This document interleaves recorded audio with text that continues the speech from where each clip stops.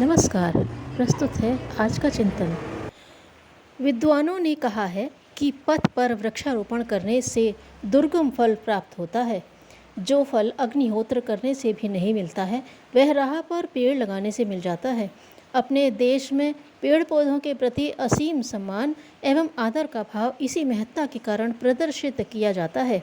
पेड़ों का महत्व एवं विशेषता अत्यधिक है। ब्रह्मांड पुराण में लक्ष्मी को कदम्ब वन वासिनी कहकर अलंकृत किया गया है। कदम्ब पुष्पों से भगवान विष्णु की पूजा की जाती है। भगवान विष्णु को बाल रूप में वटपत्रशायी कहा जाता है। बृहदारण्य उपनिषद में पुरुष को वृक्ष का स्वरूप माना गया है। वृक्षों की विशेषताएं भिन्न भिन्न होती हैं।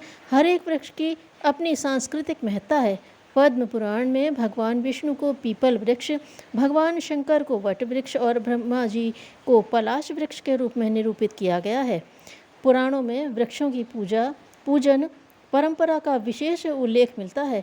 यहाँ पर वृक्षों का देव रूप में उल्लेख किया गया है। देव अर्थात जो सदैव देता रहता है। इसके अपने विशिष्ट विधान भी हैं। अशोक वृक्ष को बहुत सौभाग्य का सूचक माना जाता है और कहा जाता है कि इसे लगाने से सभी प्रकार के शोक संताप दूर होते हैं। घर में तुलसी का पौधा हर प्रकार के वास्तु दोषों को दूर करने में सक्षम है। तुलसी का पौधा पर्यावरण को स्वच्छ रखने के साथ ही वातावरण में दिव्यता का भाव भर देता है। पुराणों के अनुसार घर में तुलसी के रोपण से परिवार में सहृदयता एवं सद्भावना का सुंदर परिवेश पनपता है। गृह कलेश शांत होते हैं और परिवार के सभी परिजनों के बीच आत्मीय संबंध सुदृढ़ होते हैं। मनोविज्ञान भी इस तथ्य को स्वीकार करने लगा है। अतः देखा गया है कि कलह एवं वैमनस्य पूर्ण वातावरण को तुलसी के पौधे का रोपण कर शांत एवं सहज किया जा सकता है। माता लक्ष्मी को प्रसन्न करने के लिए घर में श्वेत आक, तुलसी, केला, मनी प्लांट, आंवला, हार श्रृंगार, अशोक, कमल आदि का रोपण शुभ मुहूर्त में करना चाहिए। इन सभी की अपनी खास विशेषता होती है।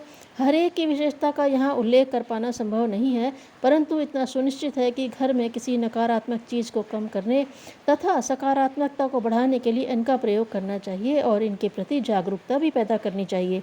नीम वृक्ष को भी देव वृक्ष मानकर पूजन करने की परंपरा है। इसके पुष्पों को विशेष देवताओं के पूजन के लिए प्रयुक्त किया जाता है। कहीं कहीं पर इसे नव वर्ष में ग्रहण भी किया जाता है। आंध्र प्रदेश में नीम को राज्य वृक्ष का दर्जा प्राप्त है।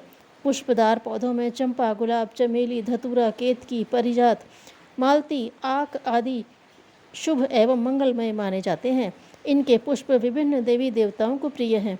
पुष्प के रंग एवं गंध को आधार मानकर उनको घर की विभिन्न दिशाओं में रखा जाता है तथा इनके पौधे को लगाया जाता है। इससे वास्तु दोष मिटते हैं एवं अनेक लाभ प्राप्त होते हैं। वास्तुशास्त्री मानते हैं कि बगीचों और फूलों के पौधों को पूर्व एवं उत्तर दिशा में लगाना शुभ एवं मंगलमय होता है। घर में यदि उपयुक्त दिशा में पेड़ लगाए जा सकें तो उस स्थान का वातावरण दिव्य हो जाता है, क्योंकि ये विभिन्न प्रकार के पेड़ अंतरिक्ष से विभिन्न प्रकार की ऊर्जा तरंगों को आकर्षित करते हैं और उस स्थान पर बिखेर देते हैं। इससे वहाँ का वातावरण हल्के इलेक्ट्रॉन कणों से ओतप्रोत हो जाता है। वैज्ञानिक मानते हैं कि जिस स्थान पर ये कण होते हैं वहाँ पर विधेयात्मक विचारों का बादल उमड़ता घुमड़ता है और वहाँ से संबंधित व्यक्तियों पर भी अपना प्रभाव डालता है। इसी कारण इस वाटिका में रहने वाले व्यक्ति शुभ विचारों से भरे पूरे होते हैं तथा शांत व प्रसन्न रहते हैं।